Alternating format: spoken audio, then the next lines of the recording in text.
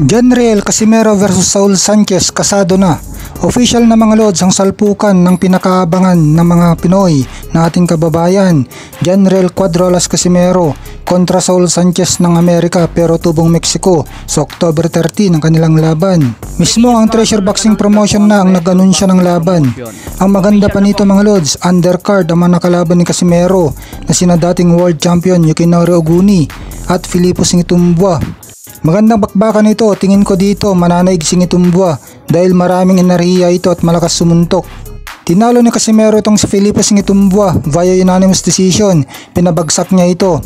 At si Yukinori Oguni naman ay tabla ang naging laban nila ni Casimero dahil aksidenteng nagkabanggaan ng kanilang ulo. Magandang bakbakan sina Casimero at Saul Sanchez, hindi basta-basta itong kalaban.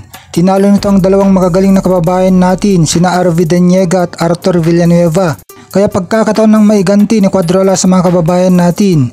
Sa Yokohama, Budokan, Japan ang bakbakan, kaya pagkakataon na naman ni Casimero na magpakitang gilas kina Naoya Inoue. Pag magandang knockout ang may bigay ni Casimero, maglalaway ang mga Hapon na ilaban na siya kay Naoya Inoue.